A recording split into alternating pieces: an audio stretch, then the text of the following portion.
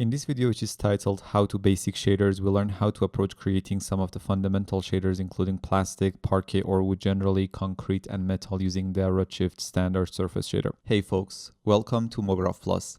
This video is a free sample from our course, The Ultimate Introduction to Redshift for Cinema 4D. It's a massive 16-hour course in which we explore all the aspects of Redshift for Cinema 4D thoroughly. Make sure to check it out, the link is in the description. Also, be sure to subscribe and ring the bell to get notified about our latest videos. Let's start with plastics. I'm going to create a new standard surface shader. Rename it to plastic.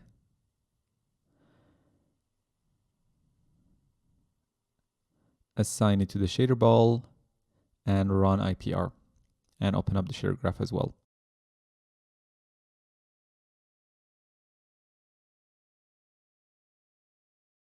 For plastic shaders, base color is the most important component and contributor to the final look. Let's use this yellowish orange color with the RGB values of 252, 190, and 10. And make sure the base weight is set to 1. Now, coming down to the reflection section, I mentioned in the reflection lesson that for most materials and shaders, you can safely keep the reflection weight and color at 1 and white to keep the shader as physically accurate as possible. In the past, we used to control reflection weight and color and reflection roughness and then define very specific IR values for each shader. Just forget that. In this new approach, reflection weight is almost always 1. Reflection color is just a simple white, and the IR value for most daily shaders like plastic, wood, concrete, and so on can be around 1.5. The only thing we are interested in is the reflection roughness. We add variation to the roughness with a grayscale texture, and that adds all the realism we need. So add a texture node and load this BW1 texture and set it as the output shader. We can set its scale on U and V to around 2. As this map will be connected to the reflection roughness, we need to change the color space to raw. If we connect this map to the reflection roughness, as we learned before, those dark patches are going to make the surface sharper at those areas, but we want the opposite. So let's invert the image. And a quick way to do that is going to be by using a color invert node. We want to add this node after the texture node. So add a color invert node after the texture node. Now the texture is inverted.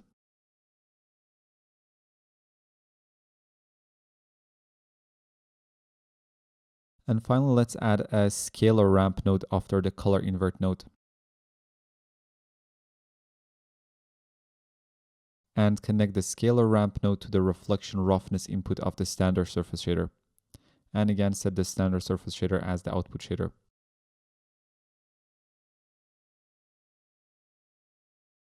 I use the scalar ramp node to be able to adjust the texture values. As soon as we add this variation to the reflection roughness, we get a much more realistic shader. The map is a bit too contrasty and I'm looking for something more subtle. In the scalar ramp node, I'm going to select the darkest values and increase them to something like 0.085. Now the sharper reflections become a bit rougher. Then I'm going to select the brightest values of my texture, which are responsible for these rough patches, and set them to around 0.5. And now they become sharper, those rough patches. So this is the map after the color invert node. And this is it after we adjusted its values using the ramp node. We just made the darker values a bit brighter to make the sharpest parts a bit rougher. And we also made the brighter parts quite darker to make the rougher parts much sharper. And that is the shader we get.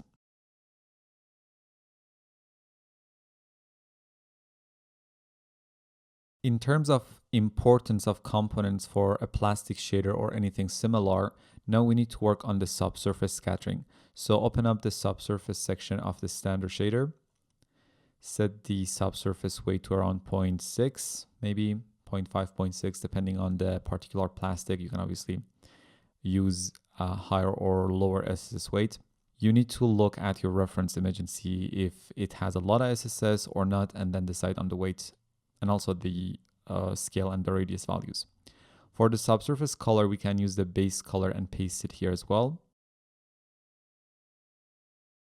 And set the scale to around 0.5 maybe. Again, you can use lower or higher scale values depending on the look that you're after, like the weight value.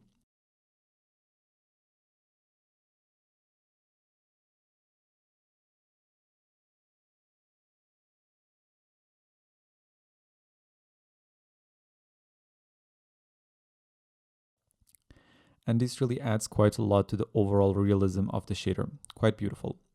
The next thing to consider is to work on the bump mapping. For most surfaces, you need an overall unevenness that can be achieved with a simple noise, and then more high frequency detail, which you can just reuse the reflection roughness map for.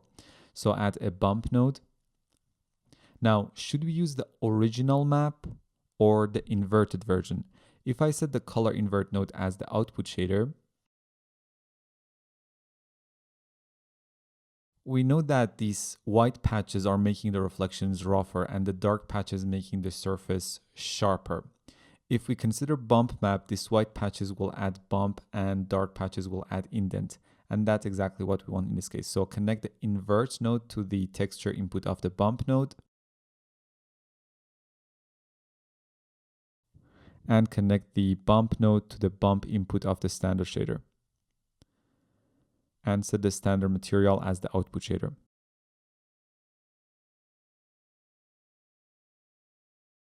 The bump amount is too much. Let's try 0.05. Still too much. Let's try 0.01.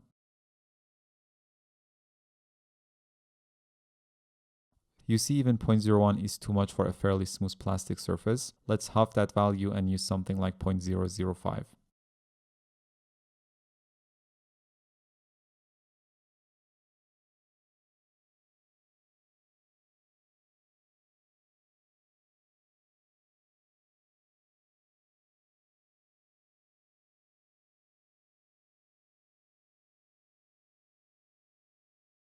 Okay, that's good.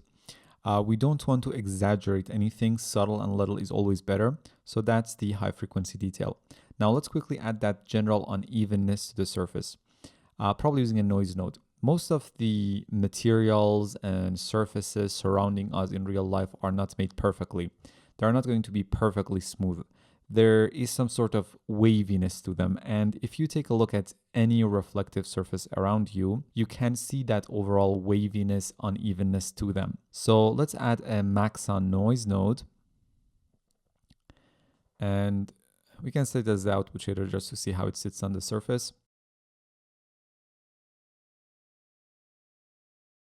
Now connect it to a new bump node and connect the new bump node to the bump input of the standard shader for now.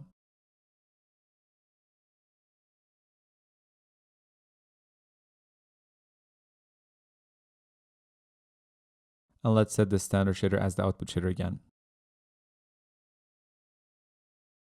Now, if I increase the height in the new bump node to something like 5, this is the type of unevenness that I'm talking about, but we want to be subtle here. So let's set the bump height to something around 0.5. Great.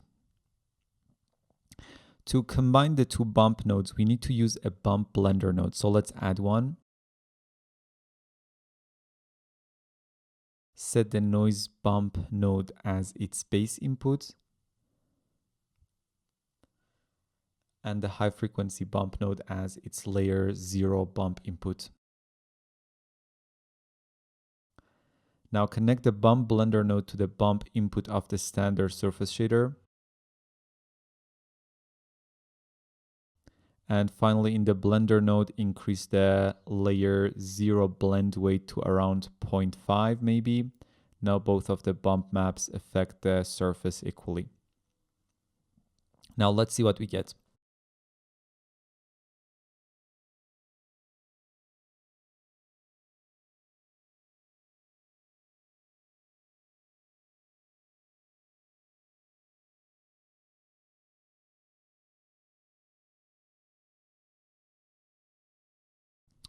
This is a pretty good plastic shader and you can call it a day. One last thing that you can add to your shader to make it more realistic is to make the perpendicular faces a bit sharper compared to the parallel faces to the viewing direction.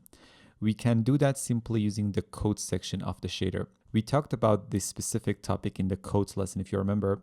For now, let's set the code weight to around 0.5 and code IOR to around 1.2. So it will be limited to only the perpendicular faces. And increase the code roughness to maybe 0.05.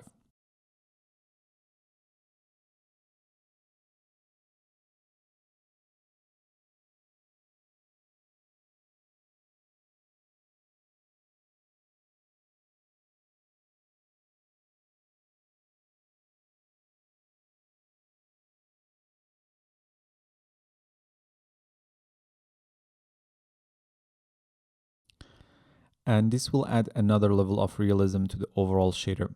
We can go ahead and add a bit of variation to the coat roughness, but this is enough for now.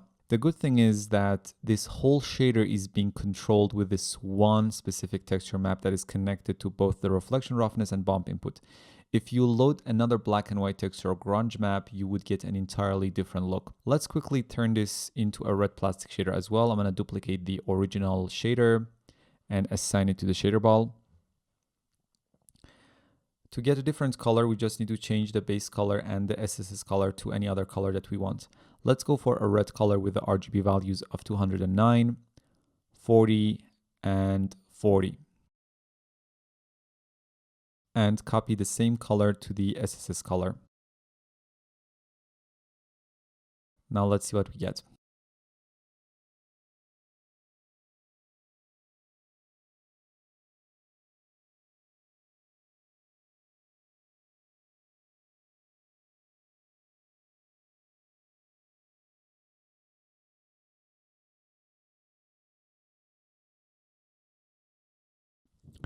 And that's our red plastic shader. Pretty cool.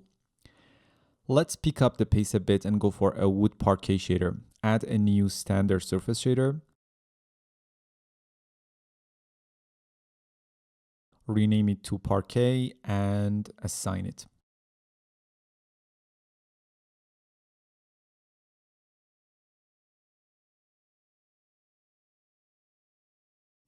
Open it up.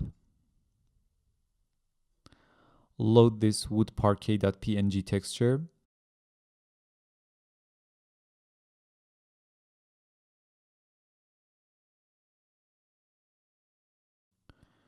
As this is the base color texture, set its color space to sRGB. And let's set it as the output shader to see how it sits on the geometry. We can probably set its scale U and Vs to around 0.75 to make the texture be a bit bigger on the surface. Now connect it to the base color.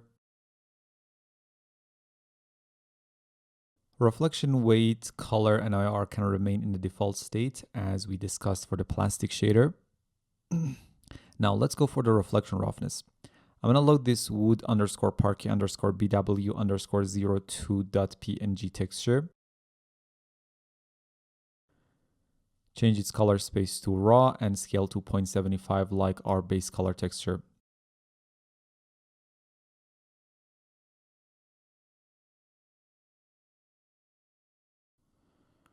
Like the previous shader, I'm going to quickly invert the texture as this texture was created for glossiness workflow and not roughness workflow. So add a color invert node after it.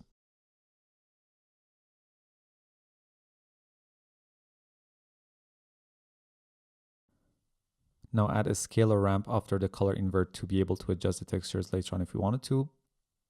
In this case, I'm just going to make the dark values a bit brighter by increasing the first point Y value to around 0.2. Now connect this to the reflection roughness. And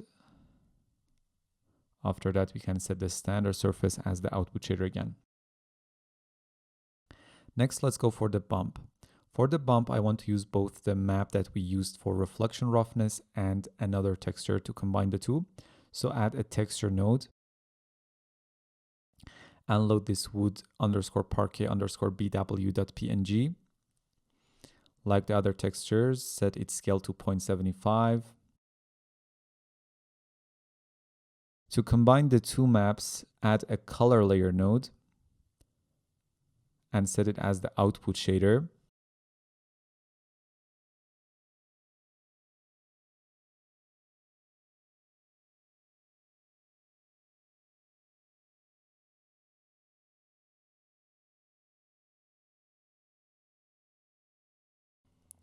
Connect the color invert node to the base color input of the color layer node,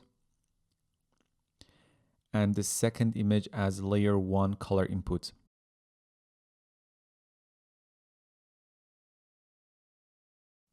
In the color layer node, set the mask or opacity to around 0.7 for layer 1, so we can reveal the first layer a bit. Set the standard surface as the output shader and connect the color layer node to a bump node.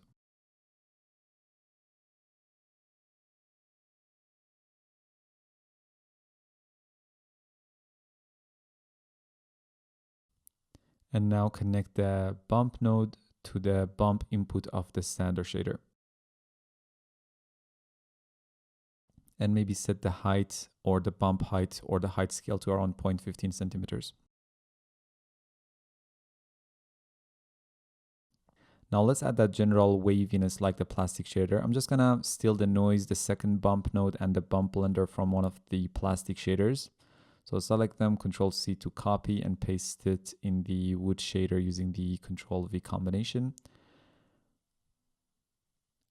Now connect the existing bump node to the bump input 0 of the bump blender node, and then connect the bump blender node to the bump input of the standard surface shader.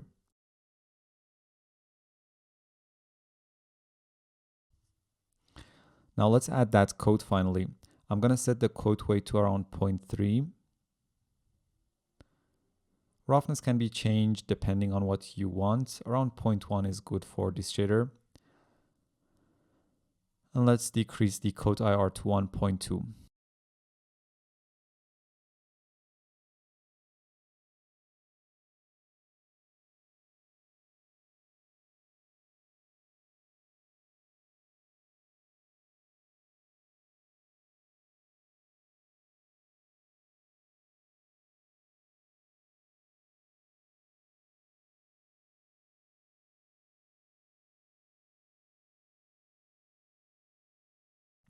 Cool. Let's quickly create a concrete shader as well. So create a new standard surface shader, rename it to concrete, and assign it. Open it up. For the base color, load this concrete _01_d.png image. We can keep the color space at auto as the map will be used for reflection roughness and bump mapping as well. Set this texture as the base color. In the texture node, we can set the scale U to around 0.8 so the map sits nicer on the shader ball. I'll be using the same map for the reflection roughness as well, so we need to invert it. Add a color invert node and use the image as its input.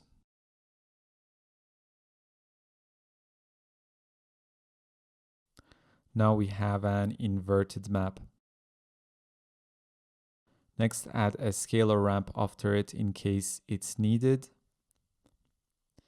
And now connect the scalar ramp to the reflection roughness input of the standard surface shader.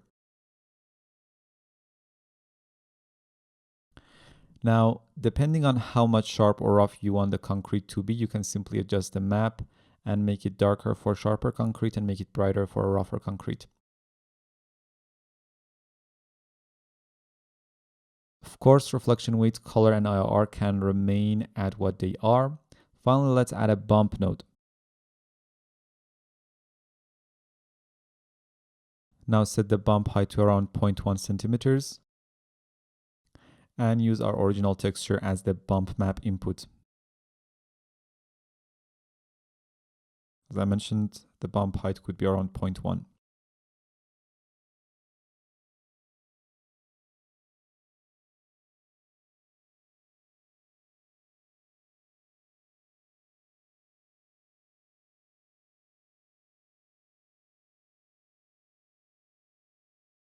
And that's our concrete shader.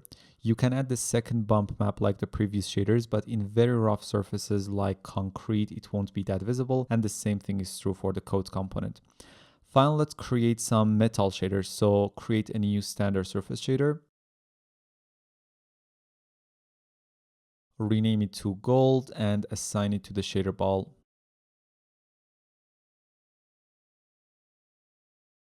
And we can open up its graph. Previously in the course, we talked about metalness and how to create metal shaders. In this case, increase the metalness to 1, and to get gold, let's change the base color to a pale yellow with the RGB values of 249, 228, and 164. And now we can use a less saturated version of the same color as the reflection color for the edge tint. Now let's work on the reflection roughness. I'm going to add a texture node and load this texture that is called metal_roughness.jpg. And obviously set its color space to raw. Add a scalar ramp node after it and connect the ramp to the reflection roughness input.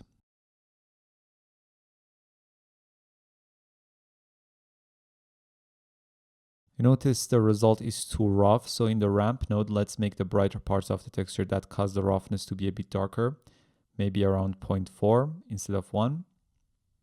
I'm also going to select the texture itself and set its scale to 2 and 2. Now let's quickly add a bump node. Set the bump height to something very low, like around 0.008. Use the original texture as the bump map input and connect the bump node to the bump input of the shader. We can copy the noise bump mapping and the bump blender node from one of the previous shaders, obviously. So let's paste them here. Use the bump blender node as the bump input for the standard surface shader. And use the high frequency bump node as the bump input 0 of the bump blender node.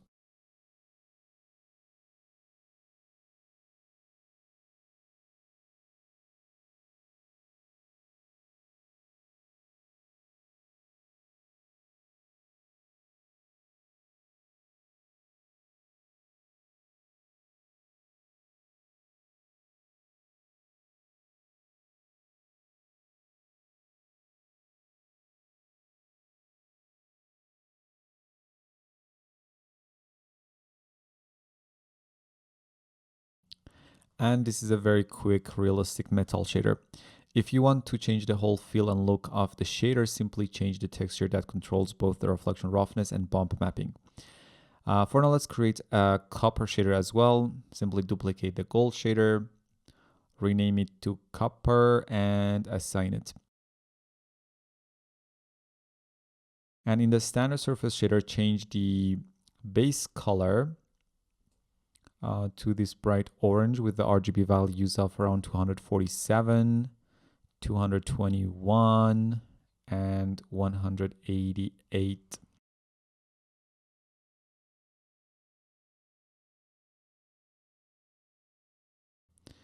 And we can use a less saturated color for the reflection color.